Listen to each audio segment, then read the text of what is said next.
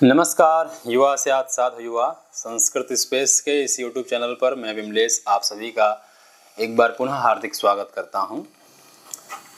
प्रश्नावली के इस श्रृंखला में आज एक नए वीडियो के साथ पुनः आज आपके समक्ष उपस्थित हुए हैं, जिस पे पूर्व की तरह ही कुछ प्रश्न को लेकर के हम आपके समक्ष चर्चा करेंगे, उनके महत्वपूर्ण बिंदुओं को जानेंगे और जो क्वेश्चन के जो कैटेगरी हैं उनको समझने का प्रयास करेंगे और एक क्वेश्चन से हम कितने क्वेश्चनों की तैयारी कर सकते हैं ये सब जानते हुए आज के वीडियो को हम शुरू करेंगे। तो आइए शुरू करते हैं आज के इस वीडियो को। ठीक है, तो आज के इस वीडियो में जो पहला हमारा प्रश्न है वह रामायण से संबंधित है, जिसमें पूछ रहा है कि अहल्या शाप विमोचन वृत्तांत रामायणस्य कस्मिन् कांडे वर्णितम्। अब देखिए, जो आपका रामायण है वो सभी लोग जानते हैं कि आचार्य वाल्मीकि की कृति है। किसी कृति है? आचार्य वाल्मीकि की कृति है, जिनको हम आदि कवि के नाम से भी जानते हैं। किस कवि के नाम से जानते हैं? आदि कवि के नाम से जानते हैं। ठीक है, और इन आदि कवि के द्वारा जो रचित जो रामायण है उसमें कुल 7 कांड हैं। 7 कांड कौन कौन हैं? आपके हैं बाल है, बाल, अयोध्या, अरण्य, किष्किंधा, सुंदर, युद्ध और उत्तर। ठीक है, ये 7 कांड हैं। और जब भी कई लोग कहते हैं कि उत्तर कांड प्रक्षेप के रूप में है, लेकिन ऐसा नहीं। जब कांड पूछे तो आपको 7 ही उत्तर लगाने हैं। ठीक है, इन 7 कांडों में क्रमशः 7 कांडों को सर्गों में विभाजित किया गया है। किसमें विभाजित किया गया है? सर्गों में विभाजित किया गया है, जिसमें 77 सर्ग आपके बालकांड में हैं। ठीक है, 119 सर्ग आपके अयोध्या कांड में हैं।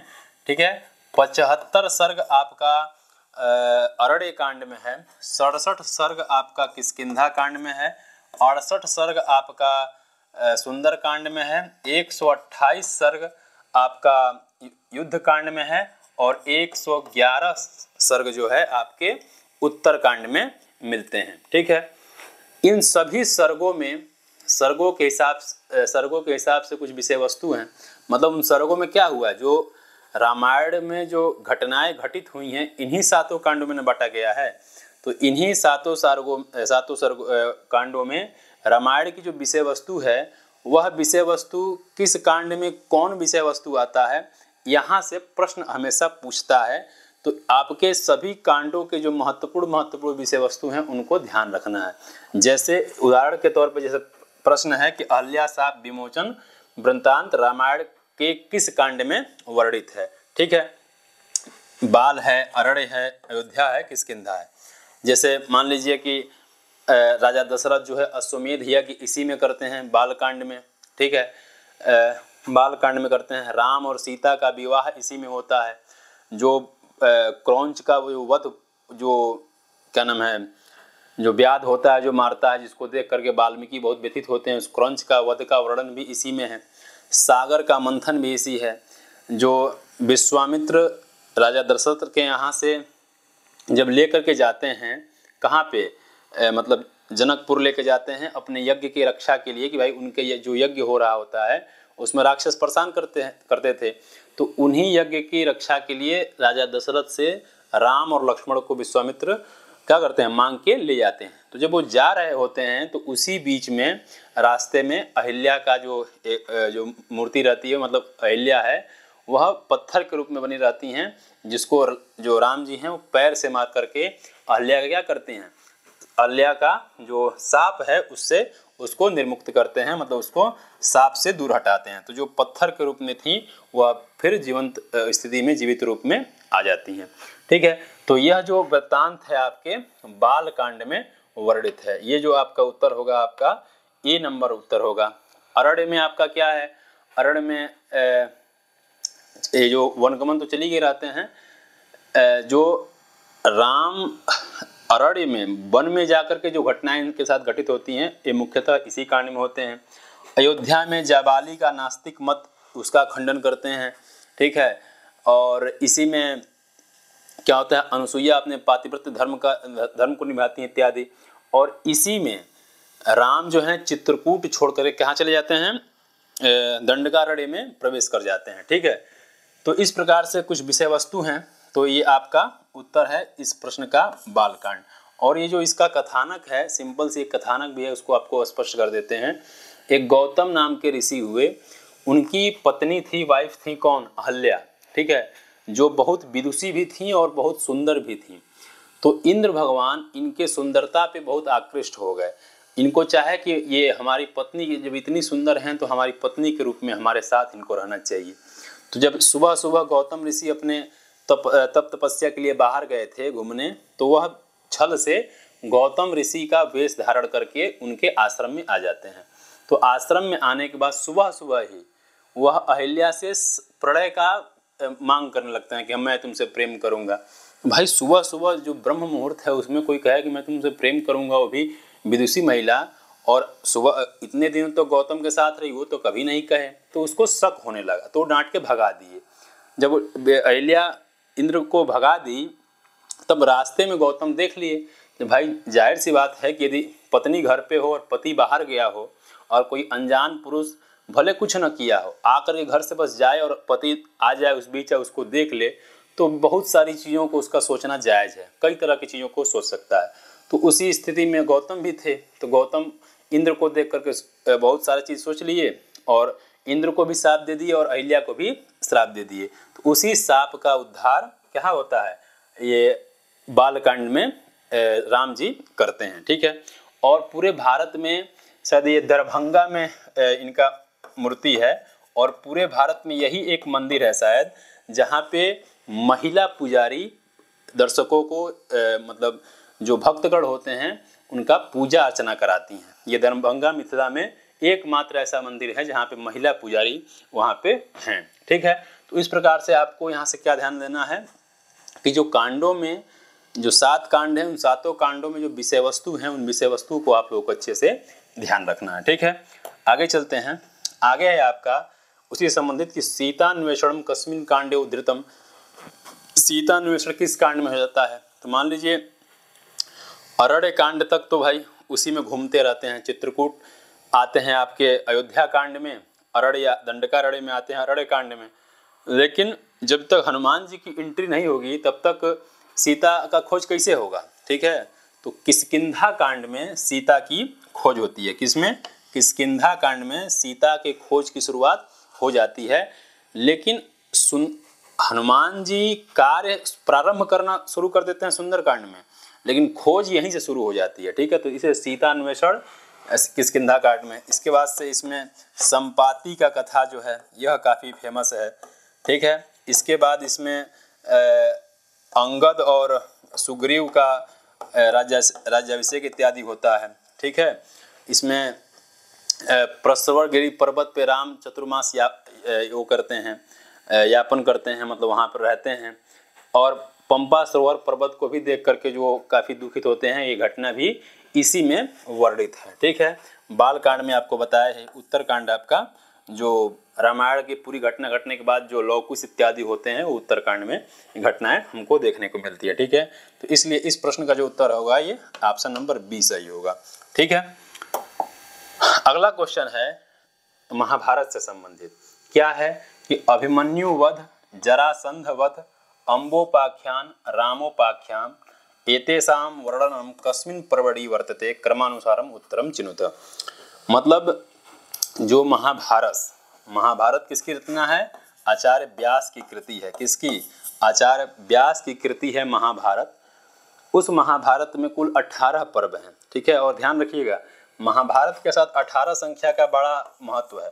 क्यों? क्योंकि इनके पर्वों का विभाजन भी 18 की संख्या में हुई है। और जो इन कौरवों और पांडवों के बीच में जो युद्ध चलता है वह युद्ध भी 18 दिन ही चलते हैं, ठीक है। तो उन 18 पर्वों में अलग अलग विषय वस्तु हैं, ठीक है। तो उसी विषय, जैसे रामायण में आपको बताया ना अभी, तो उसी विषय वस्तु के हिसाब से यहाँ पे पूछा है कि यह चीज़ें किस किस पर्व में घटित हुई हैं, ठीक है।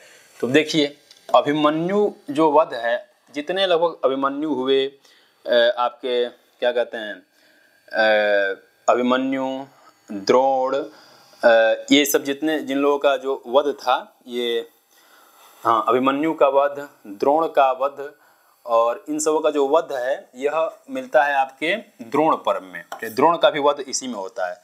किस पर्व में होता है? द्रोण पर्व में। किसका? अभिमन्यु का वध।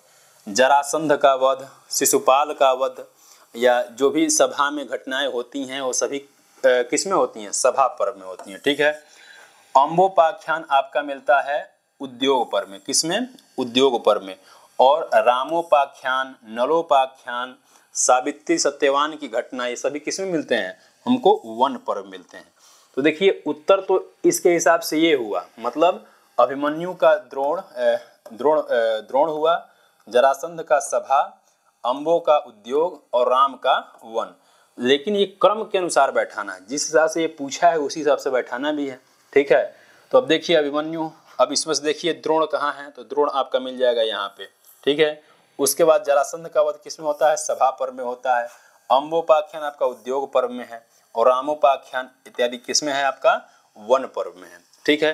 तो कई बार ये जो क्वेश्चंस हैं वो एक इसे पूछ देता है रामोपाख्यान किसमें है, नलोपाख्यान किसमें है, लेकिन हो सकता है कि भाई विषय वस्तु क्रम से दे दे और आपका पर्वों के नाम क्रम से दे दे। तो इस किसी भी तरह से प्रश्न पूछ सकता है। तो इन शॉर्ट आपको ये करना है कि वर्ग मतलब जो पर्व हैं उन पर्वों के सभी महत्वपूर्ण विषय वस्तु को आप लोग क्या करना है? अच्छे से ध्यान रखना है। ठीक है।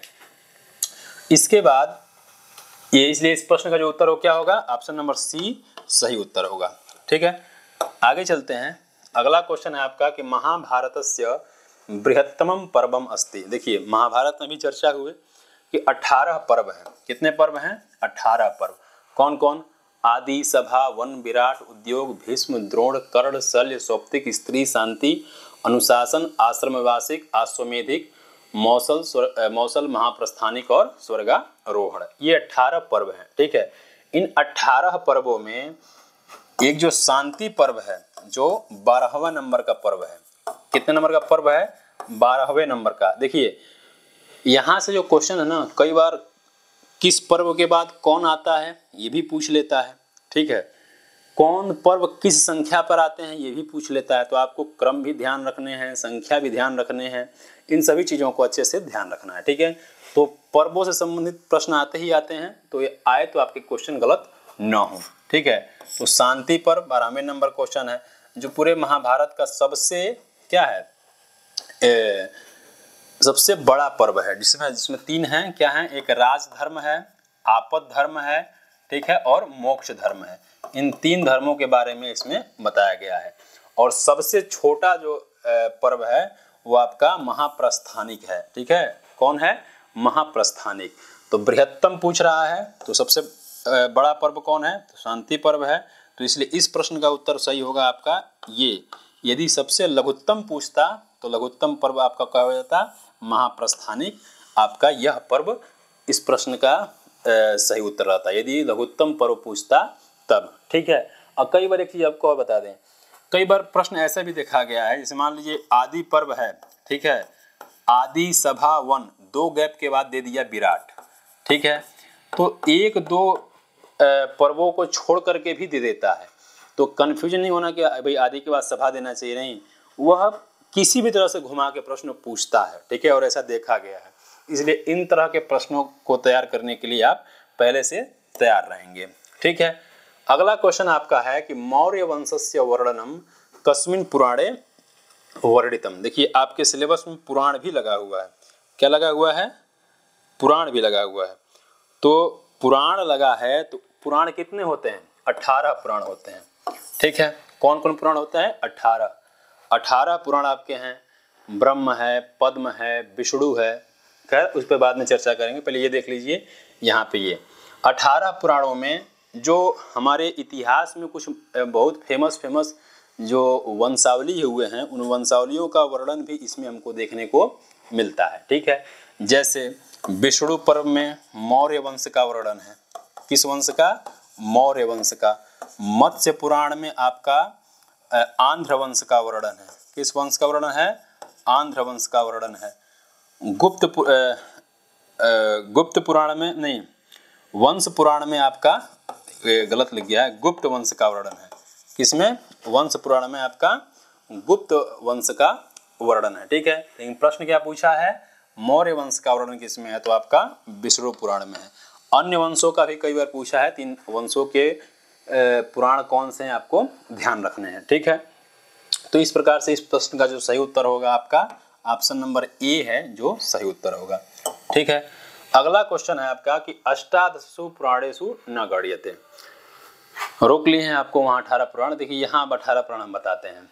इसमें से पहले अष्टादशसु पुराणेषु न गण्यते, भाई न गण्यते इसका मतलब आपको सभी पुराणों के नाम याद रखने चाहिए, पुराणों के भी क्रम पूछता है कई बार। और इसमें क्या बता दें आपको, कौन सा पुराण राजस की कैटेगरी में आता है, मतलब रजोगुण के अंतर्गत आता है, कौन तमोगुण के अंतर्गत आता है, कौन सत्वगुण के अंतर्गत आता है, ये भी आपको ध्यान रखना है। इससे संबंधित प्रश्न हम आपके सामने आने वाले वीडियो में लाएंगे, ताकि इससे जो प्रश्न बनेंगे वो गलत आपके न हो, ठीक है। तो देखिए ब्रह्म देखिए अभी जो रहेगा, ब्रह्म पद्म विष्णु वायु, ब्रह्म पद्म विष्णु वायु, ब्रह्म पद्म विष्णु वायु, भागवत नारद, मार्कंडेय, अग्नि, भविष्य, ब्रह्मवैवर्त, लिंग, वराह, वंश, कुर्म, वामन, मत्स्य, गरुड़ और ब्रह्मांड, ये आपके 18 पुराण हैं। जिसमें से आपका नारद एक पुराण के रूप में आया है, ठीक है। वराह पुराण जो है ये भी एक पुराण के रूप में आया है। मार्कंडेय पुराण जो 7वां नंबर का पुराण है ये भी एक पुराण है।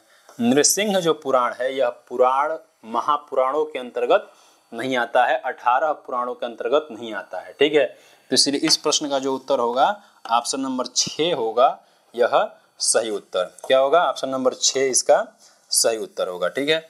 अगले क्वेश्चन की तरफ चलते हैं।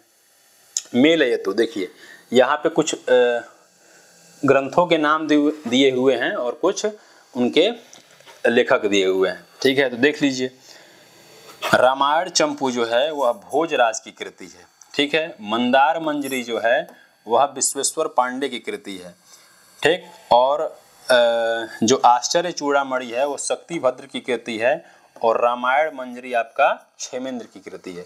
अब देखिए पहले हम यहाँ इसको बैठा लेते हैं, यानी एक का क्या है आपका, एक का बी है, ठीक है। 2 का क्या है, 2 का आपका ए है। 3 का क्या है, 4 है, मतलब डी है। और 4 का क्या है आपका, रामायण मंजरी का बी है। अब इस तरह से जब हम लिख लेंगे तो डायरेक्ट इसमें ऑप्शन देखेंगे कि ये ऑप्शन है कहाँ, तो देखिए ए का बी, ठीक है, 2 का ए, 3 का सी, मतलब एक तरह से देखें तो किसी भी ऑप्शन में मतलब इधर उधर हो गया है ऑप्शन। लेकिन खैर इसमें जो भी ऑप्शन मान लीजिए नहीं है तो ये यहाँ आप जान लीजिए कि कौन किसका है। तो ए का बी, 2 का ए, 3 का डी और 4 का बी जो ऑप्शन है इस प्रश्न का सही उत्तर होगा। इसमें घूम गया है, पता नहीं कहाँ लिखा नहीं पाया होगा। आगे चलते हैं।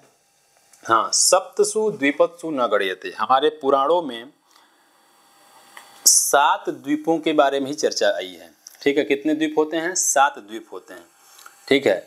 उन 7 द्वीपों में 7 द्वीपों के नाम कौन है कौन नहीं है, उनके क्रम, तो इनसे भी प्रश्न कई बार देखा गया है, तो इसलिए ये प्रश्न आपके सामने लाए हैं कि सप्तसु द्विपत्सु न गण्यते, 7 द्वीपों में कौन नहीं आता है। तो आपका जम्बू द्वीप है, प्लक्ष द्वीप है, कुश द्वीप है, सालमली एक द्वीप है, ठीक है। एक आपका सालमली द्वीप है, क्रौंच है, पुष्कर है और जम्बू है। क्रौंच है आपका, ठीक है, क्रौंच और पुष्कर, और एक आपका है साक द्वीप। क्या है, साक द्वीप। जम्बू, प्लक्ष, कुश, सालमली, क्रौंच, पुष्कर और साक द्वीप, ये आपके टोटल कितने हुए, 4 ये 3 ये, 7 द्वीप ये हुए। आम्र द्वीप नाम का कोई द्वीप नहीं होता है, ठीक है। इसलिए इस प्रश्न का जो उत्तर होगा ऑप्शन नंबर डी जो होगा सही उत्तर होगा, ठीक है। आगे चलते हैं अगले क्वेश्चन की तरफ। अगला क्वेश्चन है आपका, अगला क्वेश्चन, दुर्ग विनिवेश कुत्र उपदिष्टः। देखिए कौटिल्य अर्थशास्त्र में जो कौटिल्य की कृति है, कुल उसमें 15 अधिकरण हैं। कितने अधिकरण हैं, 15 अधिकरण हैं। 150 अध्याय हैं, 180 प्रकरण हैं और 6000 उसमें श्लोक है। ठीक है, इस प्रकार से इन 15 अधिकरणों में अलग अलग प्रकरण मतलब क्या दिए गए हैं, प्रकरण दिए गए हैं, मतलब अधिकरणों में प्रकरण दिए गए हैं। कितने प्रकरण हैं? 180 प्रकरण हैं। तो जो 15 अधिकरण हैं, जैसे मान लीजिए विनयाधिकारिक है, अध्यक्ष प्रकार, धर्मस्थीय, कंटक शोधन, योग वृत्त, मंडल योनि, 60 गुण, व्यसनाधिकारिक, अभियास्यत कर्म, सांग्रामिक, संघ वृत्त और है आपका दुर्गलंबोपाय, औपनिषद, तंत्र युक्ति, एक संघ वृत्ति है। ठीक है, और जो लास्टवा है अंतिम वाला तंत्र युक्ति, तंत्र युक्ति में तंत्र का शब्द वहाँ शास्त्र दिया है। क्या दिया है? शास्त्र। ठीक है, तो अब देखिए किसके बाद कौन अधिकरण है ये तो पूछता ही पूछता है, अधिकरणों के क्रम पूछता ही पूछता है, लेकिन यहाँ थोड़ा सा और एक स्टेप आगे चला गया है। उन अधिकरणों में जो आपके वो हैं, क्या नाम है, प्रकरण हैं, उन प्रकरणों को उठा करके पूछ दिया है। अब आप कहेंगे कि भाई आपके सिलेबस में तो केवल विनयाधिकारिक जो है वही लगा है, लेकिन जब आप विनयाधिकारिक खोलेंगे तो पहले ही सभी अधिकरणों में कौन कौन प्रकरण है उसमें दिया गया है। जैसे मान लीजिए विनयाधिकारिक में विद्या समुद्देश, इंद्रिय जय, अमात्योत्पत्ति, मंत्री पुरुषोत्पत्ति, गुण पुरुषोत्पत्ति इत्यादि जो प्रकरण हैं, इसी प्रकार से देखकर पूछता है ना कि किस में है, तो आपको ये सब ध्यान देना है। लेकिन कई बार ये पूछ देता है कि ये दुर्ग विनिवेश इत्यादि किस में है। ठीक है, तो भूमि क्षेत्र विधानम, जनपद विनिवेश, दुर्ग विनिवेश, ये सब जितने प्रकरण हैं ये अध्यक्ष प्रचार में आते हैं। जो ऑप्शन में नहीं दिया है यहाँ हम चौथे पे कर लेते हैं, अध्यक्ष, विनयाधिकारिक और अध्यक्ष प्रचार। ये जो दूसरे नंबर का जो आपका है ना दुर्ग विनिवेश, ये है अध्यक्ष प्रचार। जो दूसरा नंबर का अधिकरण है उसमें ये देखने को मिलता है, विनयाधिकारिक, अध्यक्ष, धर्मस्थीय। ठीक है, इस प्रकार से। और 60 गुण में आपके जो 6 गुण होते हैं उनके बारे में चर्चा हुई है, जैसे संधि, विग्रह, यान इत्यादि जो हैं इनके बारे में चर्चा मिलती है। ठीक है, तो मतलब हमारे इस क्वेश्चन को लाने का मतलब है कि इन मतलब अधिकरणों से इस प्रकार के प्रश्न बनते हैं, तो आपको ध्यान रखने चाहिए।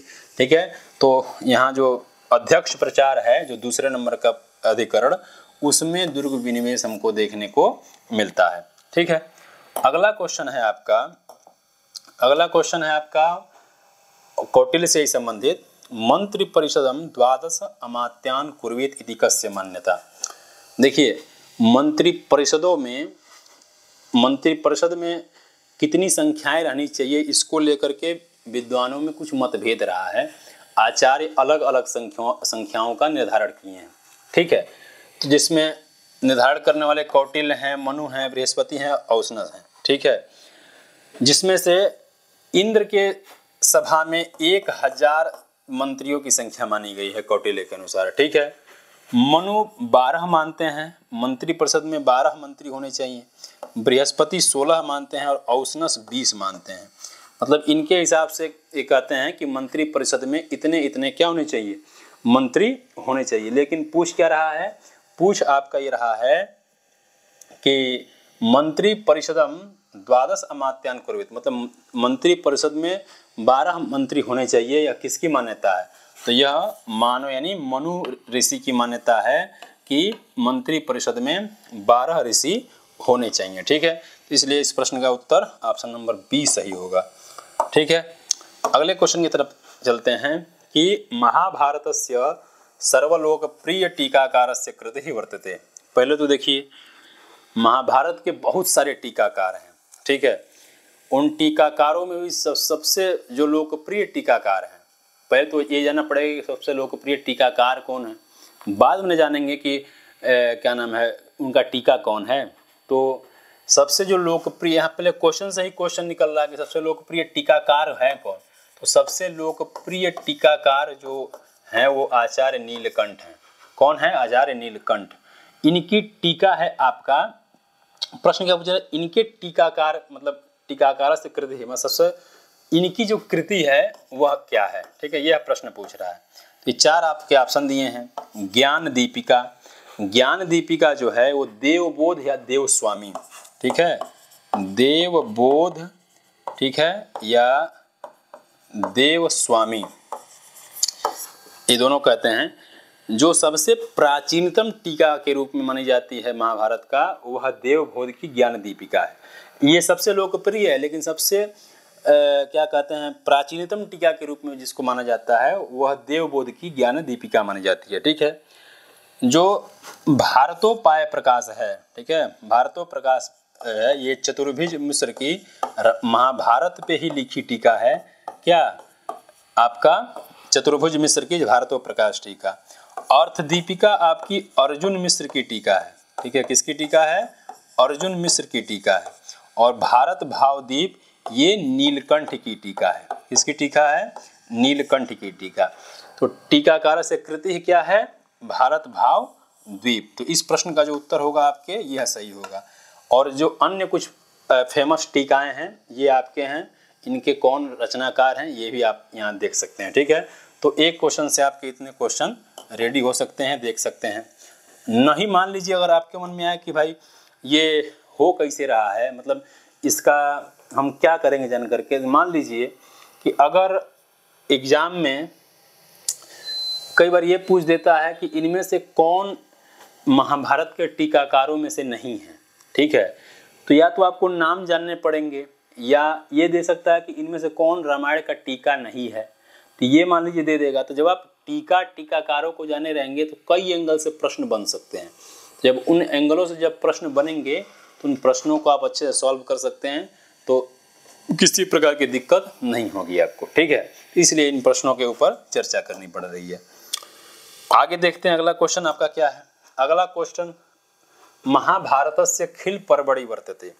महाभारत में जो 18 पर्व हैं उन 18 पर्वों के अलावा एक परिशिष्ट के रूप में हरिवंश नाम का एक पर्व है, हरिवंश पर्व, जिसमें 3 खंड हैं। कितने खंड हैं? 3 खंड हैं। जो 18 पर्व हैं उन 18 के अलावा 3 एक अलग खिल पर्व के रूप में माना जाता है, उसको हरिवंश पर्व कहते हैं। तो महाभारत का खिल पर्व है आपका हरिवंश पर्व, जिसमें 3 खंड हैं। कौन? एक विष्णु पर्व, हरिवंश पर्व और एक आपका भविष्य पर्व, ये 3 खंड हैं। ठीक है, तो इसलिए 12वें नंबर क्वेश्चन का सही उत्तर आपका होगा ऑप्शन नंबर सी। ठीक है, अगले क्वेश्चन की तरफ चलते हैं। एक तो यार इतना लोग फोन करते हैं बीच में। पंचसु पुराण लक्षणेषु न आयाति। ठीक है, 5 पुराण लक्षणों में नहीं आता है। जो पुराण हैं उन पुराणों के 5 लक्षण बताए गए हैं। कौन कौन? सर्गश्च प्रतिसर्गश्च वंशो मन्वन्तराणि च वंशानुचरितम चैव पुराणम 5 लक्षणम। ठीक है, तो कौन कौन है? तो एक आपका सर्ग है, प्रतिसर्ग है, ठीक है, सर्गश्च प्रतिसर्गश्च, वंश है, मनवंतर है, ठीक है, और एक आपका वंशानुचरित है। ठीक है, तो यही पूछ रहा है कि इन 5 लक्षणों में से कौन नहीं आता है। तो देखिए सर्ग है, आता है, प्रतिसर्ग ये भी आता है, विसर्ग नहीं आता है, वंशानुचरित आता है।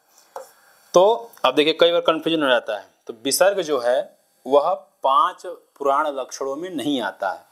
ठीक है, तो इसलिए इस प्रश्न का सही उत्तर ऑप्शन नंबर सी होगा। और भागवत पुराण के अनुसार पुराण के 10 लक्षण दिए गए हैं। कितने लक्षण दिए गए हैं? 10 लक्षण। एक चीज और, इस प्रतिसर्ग का जो अर्थ होता है वह प्रलय होता है। क्या होता है? प्रलय।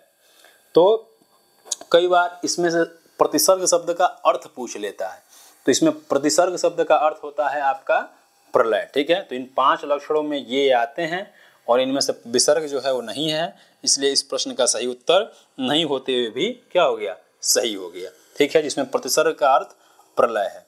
ठीक, अगले क्वेश्चन की तरफ चलते हैं। अगला क्वेश्चन है आपका, अधोंकितेषु टीकाकारेषु महाभारतस्य टीकाकारः नास्ति। अभी देखिए इसी पे हम लोग चर्चा कर रहे थे कि पूछ सकता है कि टीकाकार कौन है या टीकाकार कौन नहीं है, इनमें से महाभारत का टीका कौन है, टीका कौन नहीं है। उसी तरह का देखिए प्रश्न हमारे सामने आ भी गया। तो देखिए अभी हम लोग चर्चा किए कि देवबोध जो हैं, जो सबसे प्राचीन टीकाकार हैं, उनकी ज्ञान दीपिका नामक एक टीका है। ठीक है, नारायण सर्वज्ञ भारतार्थ प्रकाश टीका, भारतार्थ प्रकाश नाम की टीका इनकी क्या है? नारायण सर्वज्ञ की टीका है, जो महाभारत की टीका है। अर्जुन मिश्र की टीका अभी आप हम चर्चा किए। अभी अर्जुन मिश्र की टीका क्या नाम है? अभी यहाँ पीछे आया था ना, देख लेते हैं क्या है। अर्जुन मिश्र की टीका का नाम है अर्थदीपिका। क्या है? अर्जुन मिश्र के टीका का नाम है आपका अर्थदीपिका। ठीक है। और अमरचंद सूरी की एक कृति है बाल महाभारत। क्या है? बाल महाभारत, जो महाभारत को ही आधार बना करके एक स्वतंत्र ग्रंथ लिखा गया है, न कि ये महाभारत का क्या है, टीका है। तो इसलिए अमरचंद सूरी जो हैं यह महाभारत के टीकाकार नहीं है। ठीक है। अब देखिए प्रश्न क्या पूछ रहा है कि महाभारत के टीकाकार नास्ति, मतलब महाभारत का टीकाकार नहीं है। यहाँ नास्ति काट दीजिए, अस्ति लिखिए। महाभारत के टीकाकार हैं, क्योंकि अगर नास्ति करेंगे तो ऑप्शन गड़बड़ाएगा। तब देखिए अब क्वेश्चन बदल गया। अधोंकितेषु टीकाकारेषु महाभारत से टीकाकारः अस्ति, मतलब हैं। तब देखिए अमरचंद सूरी नहीं है। क्यों? क्योंकि बाल महाभारत की रचना किए हैं। तो यानी ए हुए, बी हुए और डी हुए। तो देखिए ए बी डी जिसमें होगा वही सही उत्तर होगा। तो ऑप्शन नंबर जो 4 है उसमें देखिए डी है, ए है और बी है, इसलिए ऑप्शन नंबर 4 इस प्रश्न का सही उत्तर माना जाएगा। ठीक है। अगला क्वेश्चन है आपका कि दामोदर मिश्र और मुरारियों कृति में स्तः। दामोदर मिश्र और मुरारी की कृति है। तो देखिए रत्नावली जो है वह हर्षवर्धन की कृति है। क्या है? हर्षवर्धन की। हर्षवर्धन की 3 कृतियां हैं। एक रत्नावली है, एक प्रियदर्शिका है। ठीक है, प्रियदर्शिका, और एक आपका नागानंद है। क्या है? नागानंद। अनर्घ राघव ये मुरारी की कृति है। ठीक है। नैषधीय चरित श्रीहर्ष की कृति है। हनुमान नाटक दामोदर मिश्र की कृति है। अब यहाँ पूछ क्या रहा है? दामोदर और मुरारी इनकी कृति कौन है? यानी मुरारी का अनर्घ राघव और हनुमान नाटक दामोदर मिश्र का। यानी बी और डी देखिए ऑप्शन कहाँ है? ऑप्शन नंबर 3 में बी और डी है, तो ये सही उत्तर हो जाएगा। ठीक है। आगे चलते हैं अगले प्रश्न की तरफ। अगला प्रश्न है आपका मनु संहितायाम कस्य दुर्गस्य समाश्रयणम बहुधा प्रशंसितम। देखिए मनुस्मृति के 7वें अध्याय में, जिसको हम राजधर्म के नाम से जानते हैं, उसमें 6 दुर्गों के बारे में चर्चा आई है। कितने दुर्गों के बारे में? 6 दुर्गों के बारे में। धर्म दुर्ग, मही दुर्ग, जल दुर्ग, ठीक है, वार्क्ष दुर्ग, ठीक है, नृ दुर्ग और गिरि दुर्ग। ठीक है। जिसमें से कौन किसके लिए अच्छा रहने वाला जगह ही है? तो धनु दुर्ग में रहते हैं आपके धनु दुर्ग में रहते हैं मृग इत्यादि धनु दुर्ग में रहते हैं। मही दुर्ग में सर्प इत्यादि रहते हैं। जल दुर्ग में जो जलचर होते हैं वह रहेंगे। ठीक है। वार्क्ष दुर्ग में आपके बंदर इत्यादि रहते हैं। नृ दुर्ग में नर रहते हैं और गिरि दुर्ग में देवता इत्यादि जो भी रहते हैं। ठीक है। तो इसमें से पूछ क्या रहा है कि मनु संहितायाम कस्य दुर्गस्य समाश्रयणम बहुधा प्रशंसितम। इन दुर्गों में सबसे अच्छा और सबसे मतलब एक तरह से जो सबसे विश्वासजनक जो दुर्ग होगा वो कौन होगा? तो कह रहे हैं गिरि दुर्गम प्रशस्यते। जो इन 6 दुर्गों में जो गिरि दुर्ग होता है वो सबसे बहुधा प्रशंसित होता है। ठीक है। 7वें अध्याय में जब आप देखेंगे तो ये आपको देखने को मिलेगा, ये वहां से क्वेश्चन है। तो इन 6 दुर्गों में जो गिरि दुर्ग है वो सबसे महत्वपूर्ण दुर्ग है, सबसे बहुधा प्रशंसित है, इसलिए इस प्रश्न का जो उत्तर होगा ऑप्शन नंबर डी सही होगा। ठीक है। अगला क्वेश्चन आपका है कि कौटिल्यानुसारम लोभात कस्य राज्ञः नाशः भवति। देखिए 6 शत्रुओं के बारे में चर्चा आई है। काम, क्रोध, लोभ, मान, मद और हर्ष। इनके चक्कर में इतिहास में बहुत सारे राजाओं की मतलब दुर्गतियां हुई हैं, नाश हुए हैं। उन राजाओं, वो जो राजा हुए वह अपने राजपाट को इन चक्करों में क्या किए? विनाश करवा लिए। ठीक है। तो कौटिल्य इनके कारण क्या हैं? जो राजा विनाश के तरफ गए उन राजाओं के कुछ नाम को उल्लेखित किए हैं। तो वहीं से यह प्रश्न है, यह आपके विनयाधिकारक में ही है। ठीक है। कौन कौन बताए? लोभ, ठीक है, मोह। तो मोह से आपके जन्मेजय और तालजंग, जन्मेजय और तालजंग नाम के राजा हुए, जिनका विनाश मोह के कारण, मतलब किसी के मोह में, मान लीजिए किसी लड़की के चक्कर में आ गए होंगे, किसी दूसरे देश की महारानी मान लीजिए पट गई होगी, तो उसके चक्कर में आकर के अपने आप को बर्बाद कर लिया होंगे। लोभ, काम, काम से आपका है दांडक्य और कराल, ठीक है। काम से क्या है? काम, क्रोध, लोभ। काम से आपका दांडक्य और कराल नाम के, दांडक्य यहाँ दिया है, दांडक्य और कराल नाम के जो राजा थे वह आपके किससे, ये काम के चक्कर में, मतलब कामातुर होकर के वो अपने राज्यपाठ का नाश कर दिए। काम, क्रोध से जन्मेजय और तालजंग गए। काम, क्रोध, लोभ, लोभ से पुरुरवा और अजबिंदु। कौन? पुरुरवा और अजबिंदु नाम के राजा हुए, वह किसके कारण? लोभ के कारण इन लोगों का नाश हुआ था, ठीक है। मान से आपका हुआ था रावण और दुर्योधन का। किससे? मान के कारण रावण और दुर्योधन का हुआ था, और मद के कारण आपका डंबोदभव और हैहयराज अर्जुन, और हर्ष के कारण वातापी और वृषणी नाम के एक राजा हुए, उनका नाश हुआ था। लेकिन यहाँ पूछ क्या रहा है? लोभ के कारण। तो लोभ से पुरुरवा और अजबिंदु का नाश हुआ था, इसलिए इस प्रश्न का जो सही उत्तर होगा आपका सी और डी होगा। तो डी सी दिया है, मतलब आगे पीछे करके, तो ऑप्शन नंबर 4 इसका सही उत्तर हो जाएगा, ठीक है। तो इन शॉर्ट यदि बात करें, काम से दांडक्य कराल, क्रोध से जन्मेजय तालजंग, लोभ से पुरुरवा अजबिंदु, मान से रावण दुर्योधन, और मद से हैहयराज और अर्जुन, और हर्ष से वातापी और वृषणी नाम के राजा का क्या हुआ, मतलब नाश हुआ। अब पूछ रहा है निम्नलिखितेषु विकल्पेषु कंचुकी नास्ति, मतलब कंचुकी नहीं है। पात्रों के परिचय से भी कुछ प्रश्न पूछ लिया करता है, ठीक है। तो पात्रों के परिचयों को भी आपको देखना है कि कौन पात्र किससे संबंधित हैं, ठीक है। तो अगर आप उसको जाने रहेंगे तो पात्रों से यदि प्रश्न पूछता हो तो गलत नहीं होगा। जाजली जो है वह मुद्रा राक्षस का कंचुकी है। इसका मुद्रा राक्षस में जो कंचुकी आया है जाजली और वहीनर, ठीक है। तो उसमें से जाजली एक वो है कंचुकी है। वातायन जो है यह राजा दुष्यंत का जो अभिज्ञान शाकुंतलम में आया है उसका कंचुकी है। विनयंधर वेड़ी संहार में दुर्योधन का कंचुकी है, ठीक है। और भागुरायण जो है वह मुद्रा राक्षस में ही जो आपके क्या कहते हैं चाणक्य हैं, उन चाणक्य का गुप्तचर रहता है। कौन? भागुरायण।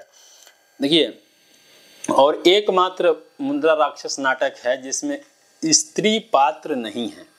एक केवल एक चंदन दास नाम का एक पात्र है जो रावण राक्षस का बहुत अच्छा मित्र रहता है। इसकी पत्नी रहती है कुटुंबिनी करके, ऐसा ही कुछ नाम है, ठीक है।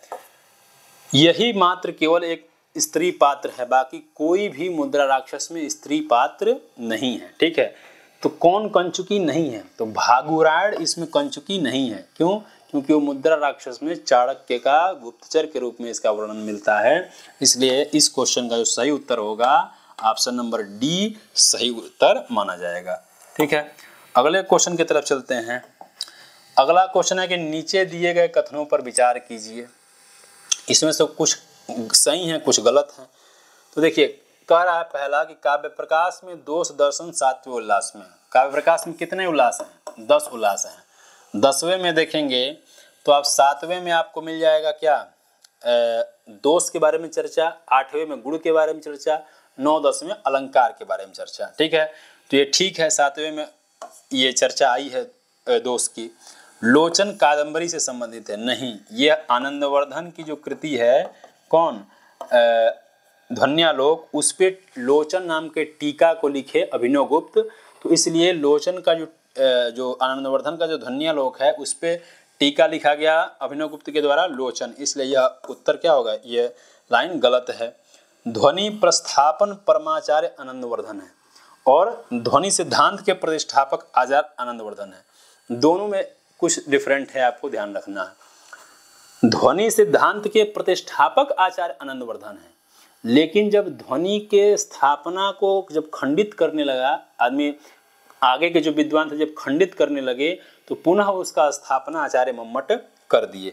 इसलिए ध्वनि का पुनः प्रस्थापन आचार्य मम्मट है, न कि आनंदवर्धन, इसलिए ये भी गलत है। लेकिन ध्वनि सिद्धांत के प्रतिष्ठापक आचार्य आपके कौन है? आनंदवर्धन है, इसलिए यह सही हो जाएगा। क्योंकि 9वीं शताब्दी के कवि हुए आपके आनंदवर्धन और 11वीं शताब्दी के लगभग आचार्य हुए मम्मट, ठीक है। तो इसीलिए ध्वनि सिद्धांत के प्रतिष्ठापक आचार्य हैं मम्मट। तो ऑप्शन नंबर ए और ऑप्शन नंबर डी यही दो सही हैं, बाकी दो गलत हैं। तो ए डी देखिए कहाँ है, ए डी ऑप्शन नंबर 4 में है, यही सही उत्तर इस प्रश्न का माना जाएगा, ठीक है। अगला क्वेश्चन और आज के इस वीडियो का आखिरी क्वेश्चन है कि इस पे भी उसी टाइप का क्वेश्चन है।